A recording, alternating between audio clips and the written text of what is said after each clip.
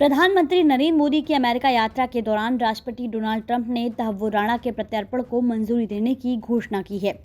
राणा 26/11 मुंबई हमलों में मिले होने के कारण भारत में वांटेड है। ट्रंप की घोषणा के बाद भारत ने कहा कि वह राणा के आत्मसमर्पण और प्रत्यर्पण की प्रक्रिया को जल्द पूरा करने पर काम कर रहा है। विदेश सचिव विक्रम मिस्त्री के अनुसार अमेरिकी प्रशासन ने इस मामले पर स्पष्ट निर्णय लिए हैं।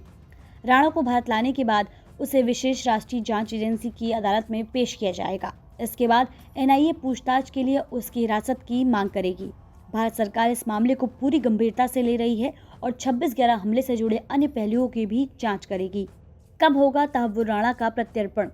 राणा को भारत लाने की प्रक्रिया को लेकर विदेश सचिव विक्रम मिस्त्री ने कहा कि प्रत्यर्पण के अंतिम चरण की औपचारिकताएं पूरी की जा रही हैं। दोनों देश इस प्रक्रिया को जल्द से जल्द पूरा करने के लिए संपर्क में है। इससे पहले विदेश मंत्रालय के प्रवक्ता रणधीर जायसवाल ने बताया था कि अमेरिकी सुप्रीम कोर्ट ने 21 जनवरी को राणा की याचिका पर सुनवाई करने से इनकार कर दिया था। अब भारत और अमेरिका प्रक्रिया कर मुद्दों पर काम कर रहे हैं ताकि उसे जल्द भारत लाया जा सके। कानूनी प्रक्रिया और जांच एजेंसियों की तैयारी।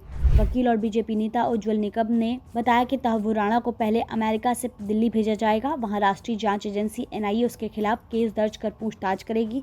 ये सिर्फ 26/11 मुंबई हमलों तक सीमित नहीं है, बल्कि इससे जुड़े कई और राज भी उजागर हो सकते हैं। राणा के प्रत्यर्पण के बाद कई नई जानकारियां सामने आ सकती हैं, जिससे आतंकवाद के खिलाफ भारत की लड़ाई को मजबूती मिलेगी।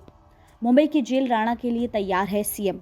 राणा के प्रत्यर्पण के बाद महाराष्ट्र की तैयारियों को मुख्यमंत्री देवेंद्र फडणवीस ने कहा कि मुंबई की जेल राणा के लिए तैयार है। हमने अजमल कसाब को भी रखा था, इसीलिए सुरक्षा को लेकर कोई चिंता नहीं है। हम राणा को भी रखेंगे। पीएम की पहल के कारण ये संभव हो पाया है। 26 नवंबर 2008 को मुंबई आतंकी हमलों में शामिल 10 आतंकवादियों में से एक अजमल कसाब को मुंबई में गिरफ्तार किया गया था। मुकदमे के दौरान वह 4 साल तक महाराष्ट्र की जेलों में बंद रहा और 2012 में पुणे की यरवदा सेंट्रल जेल में उसे फांसी दे दी गई थी।